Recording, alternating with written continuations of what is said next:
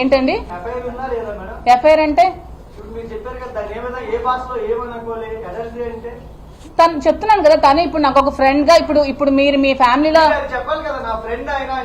నేను ఇప్పుడు చెప్పాను కదా, నాకు ఒక ఫ్రెండ్ గా, ఒక ఫిలాసఫర్ గా, ఒక గైడ్ గా, ఒక కేర్ టేకర్ గా ఉన్నారని నేను ముందే చెప్పాను. ఇప్పుడు నాకు ఒక ఫ్రెండ్ గా, ఒక ఫిలాసఫర్ గా, ఒక గైడ్ గా, ఒక కేర్ టేకర్ గా అతను ఉన్నారు. ముందు ఇప్పుడు ఏమో ఇప్పుడు ఇంత మొన్నటి వరకు గుట్టుగా 2 ఫ్యామిలీస్ ఉండేవి. వాళ్ళ ఫ్యామిలీ గుట్టుగా ఉండేది, మా ఫ్యామిలీ గుట్టుగా.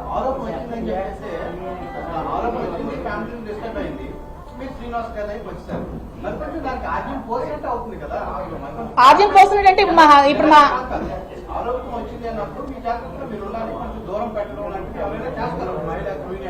దూరం పెట్టడం జరిగింది. నేను 1 year ఇంట్లో ఉండడం జరిగింది. మీరు కావాలంటే క్యాడర్ ఎవరికైనా అడగండి. 1 year నేను ఇంటి నుంచి బయటకు కూడా రాలేదు. నా వల్ల ఫ్యామిలీస్ లో డిస్టర్బెన్స్ ఉండకూడదు, నా వల్ల పార్టీకి మెయిన్ ప్రాబ్లం ఉండకూడదని ఒక 1 year నేను ఇంట్లోనే ఉన్నాను.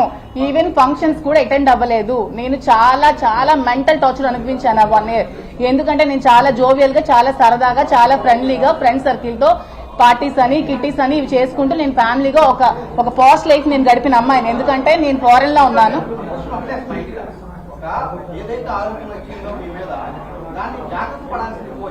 అదే చెప్తున్నాను, నేను ఒక 1 year జాగ్రత్త పడ్డాను. నేను 1 year ఇంట్లోనే ఉన్నాను. అయినా సరే ఆవిడ నన్ను లైమ్ లైట్ లోకి ఆవిడే పుల్ చేసింది, నన్ను లాగింది. నేను 1 year చాలా పేషెన్స్ తో, చాలా ఓర్పుతో నేను ఇంట్లోనే ఉన్నాను. నేను ఉన్నప్పుడు ఆవిడే నన్ను లైమ్ లైట్ లోకి తీసుకొచ్చింది.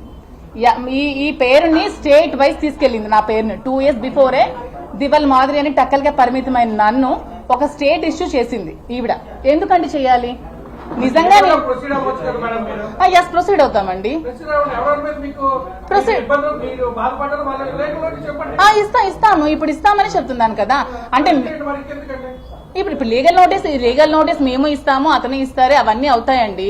ఇప్పుడు రాసేటప్పుడు ఆవిడ ఏం చెప్పిందని నిజాలు అయిపోవు కదా. అలా టైటిల్స్ పెట్టి రాస్తే నా పిల్లలు ఇప్పుడు ఏడుస్తున్నారండి. నా పిల్లలకు నేనేం సమాధానం చెప్పాలంటున్నా నా టైటిల్స్ కి? వాళ్ళకే ఇవన్నీ నేను చెప్పినవన్నీ, మిగతా వాళ్ళు కాదండి. నేను ఆ టైటిల్స్ ఎవరైతే పెట్టారో కొన్ని ఛానల్స్ బాగానే రాసాయి, కొన్ని ఛానల్స్ చాలా దారుణంగా రాశారు. వాళ్ళకే ఈ సమాధానాలు ఎవరైతే రాశారో వాళ్ళకే, ఇవి అందరికీ కాదు కదా. అందరూ ఎందుకు తీసుకోవాలి? లేదండి, అవ్వలేదు.